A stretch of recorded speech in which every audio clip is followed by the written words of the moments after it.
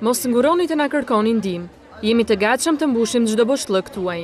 Teksa ka uruar fëmijët dhe bashkëshortet e policëve të rënë në krye të detyrës, kryeministri i vendit dha mbështetjen e tij për të qëndruar pranë këtyre njerëzve.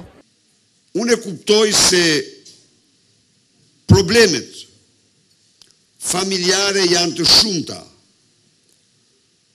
por ju ftoj ju të mos nguroni në çdo rast për të kërkuar mbështetjen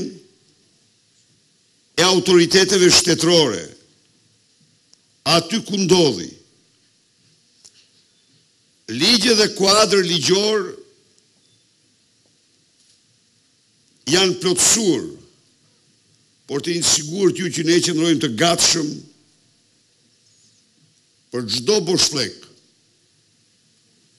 Dhe qeveria ime është e vendosur të bëjë çdo gjë që ju në mungesë të njerëzve të tuaj më të dashur të keni një jetë sa më normale.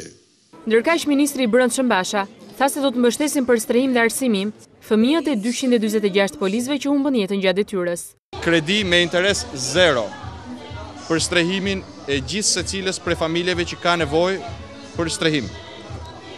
Parashikon bursë të plot studimesh në universitetet publike ose private të vendit, dhe kam kënaqësinë t'ju them se këtë vit të gjithë fëmijët e punonjësve të policisë të rënë në krye të detyrës që dëshironin të ndiqnin shkollën e lartë, kanë pasur mundësi ta ndjekin shkollën e lartë, universitetin, nëpërmjet programit të bursave të organizuar nga Ministria e Brendshme, madje në fund të procesit, jo vetëm që kanë mjaftuar, por edhe kanë tepruar bursat e ofruara me bujari nga universitetet publike dhe private të vendit. Në të njëjtën mënyrë ka festuar dhe Drejtoria e Policisë Durrës, e cila shpërndau pako me dhurata për fëmijët e policëve të rënë në krye të detyrës.